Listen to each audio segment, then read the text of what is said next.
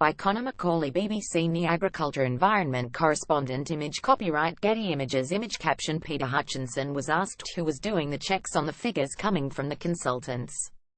An official running a flawed green energy scheme has said it would have been prudent to advise Arlene Foster that the projected cost had risen significantly after her decision to proceed. Peter Hutchinson was giving evidence to the Renewable Heat Incentive Inquiry. As Department of Enterprise, Trade and Investment Minister, Mrs. Foster gave the go-ahead for RHI in June 2011. She made the decision based on draft findings of an economic appraisal. When the consultants responsible sent their final report to DETI several weeks later, the projected cost had risen considerably.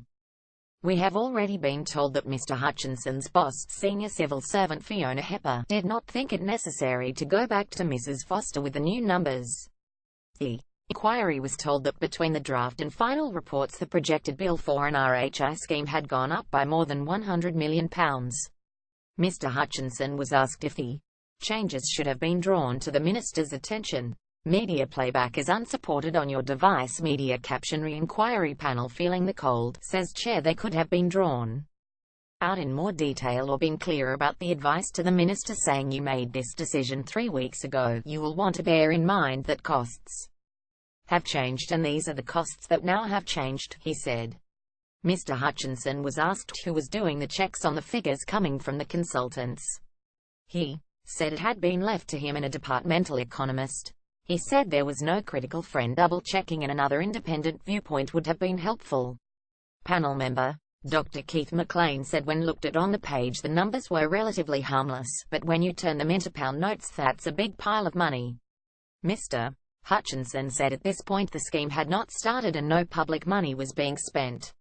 He said there may have been an expectation that all of this would be teased out at other points in the approval process, including the business case. But the inquiry's chairman Sir Patrick Coghlan pointed out that no one had raised the costing issue at a later stage. They just disappeared really, he said. The RHI scheme offered to subsidize the cost of its claimants' fuel, mostly wood pellets, for running their heating systems. But the fuel actually cost far less than the subsidy they were receiving, effectively meaning that users could earn more money by burning more fuel. The most recent estimate put the projected overspend at £700 million over 20 years.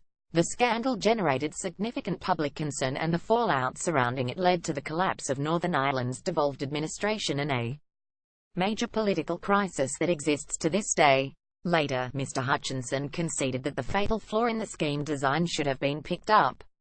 It meant that the amount of the subsidy was set higher than the cost of biomass fuel, creating the burn-to-earn incentive. Mr. Hutchinson said had given too much credence to the findings of the economic consultants Cambridge Economic Policy Associates or CEPA, who set the tariff levels. Looking back you can only say yes, CEPA should have picked it up, and we should have picked it up, and it should have been picked up throughout the scrutiny process. Or if it wasn't picked up, it should have been queried more strongly. But I probably had a level of contentment that CEPA would have recommended it if they had spotted it.